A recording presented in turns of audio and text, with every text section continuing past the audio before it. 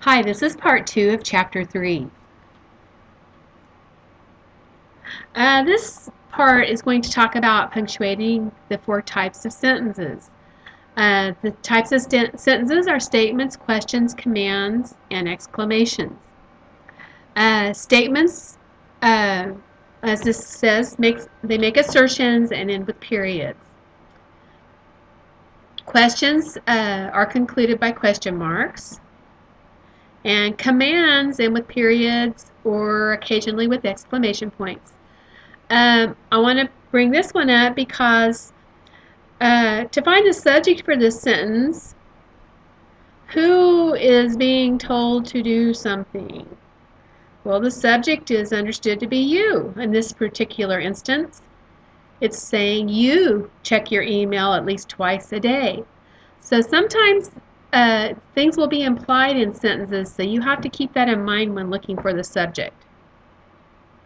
And then exclamations show surprise, disbelief, or strong feelings, as the case in this one. And I've had that happen before, so I can exclaim that to be true. Okay, let's look at trying our skill on this one. The first question is, or the first sentence is, one of my friends and I are preparing for a job interviews. Well, this is actually a statement. You're just making an assertion. But what are the subjects of this sentence? One and I. So these are my two subjects. And for this sentence, I'm going to put a period at the end. Okay, how about number 2? Oops, I forgot to send the attachment again. Well, we want to put an exclamation point here because we're making an exclamation. All right, number 3, why do you think you should work for us? That is a question. And what is the subject of this sentence?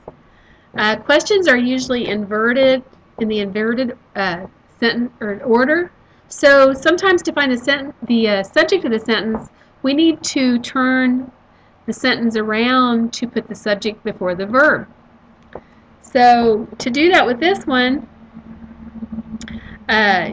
we would say, you think you should work for us, making you the subject.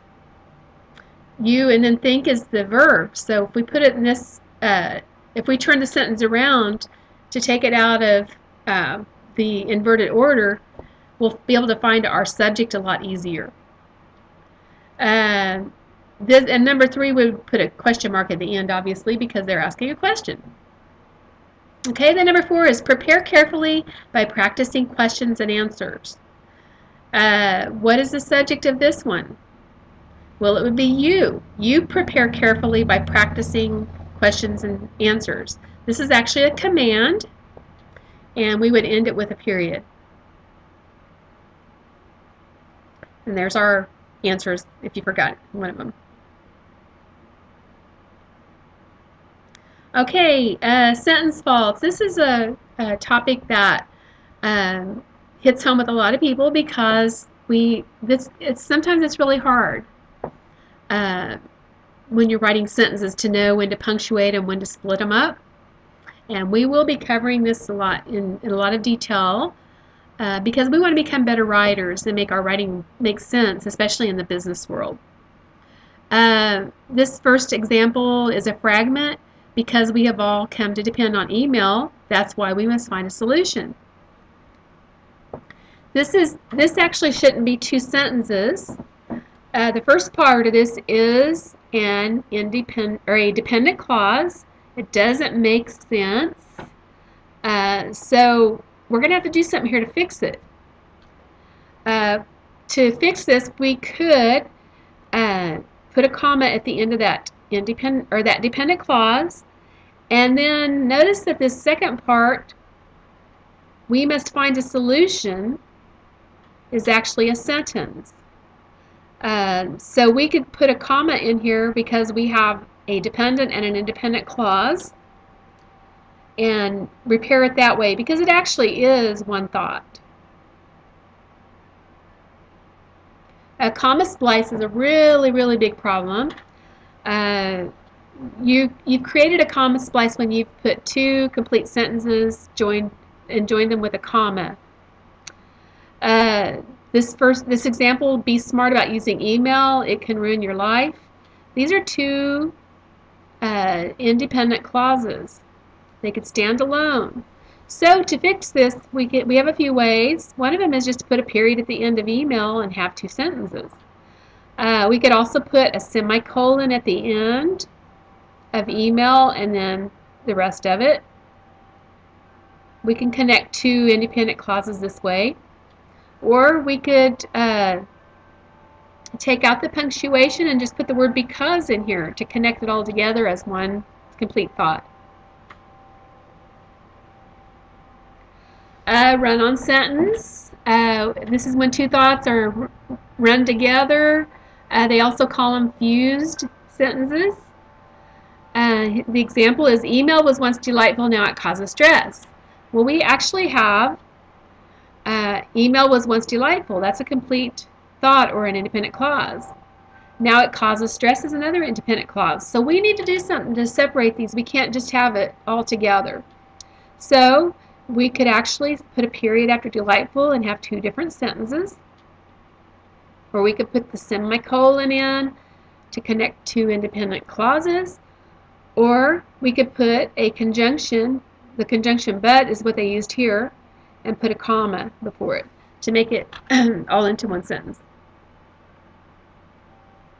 Okay, now let's try this. Unless I hear from you to the contrary, period, I'll assume you agree with me. So what is this? What kind of sentence is this?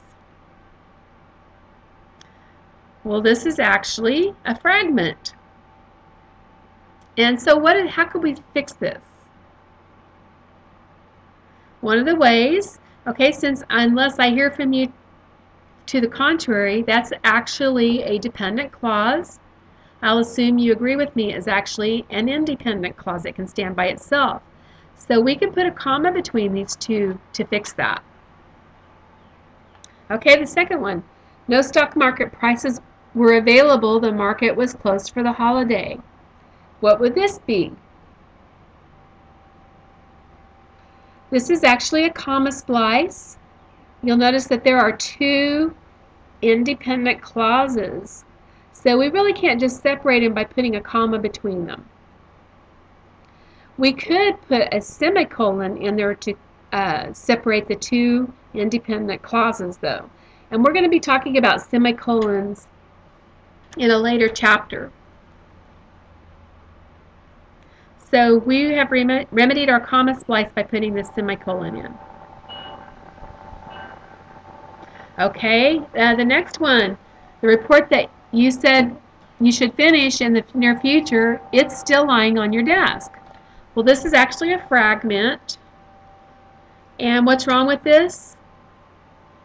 This first part is not a complete sentence. It doesn't make sense. It needs something else.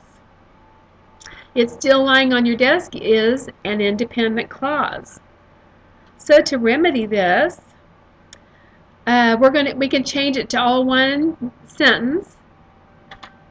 The report that you said you would finish in the near future is still lying on your desk. So we got rid of the it is contraction, and we just changed it to is, got rid of the period. Some employees work Sunday, other employees come in early Monday. What's wrong with this? This is actually a run-on sentence. And we need to fix this because this actually has some employees work on Sunday. That's actually an independent clause. Other employees come in early Monday morning, another one. So how could we remedy this? We could actually put a semicolon between the two independent clauses to make it into one sentence.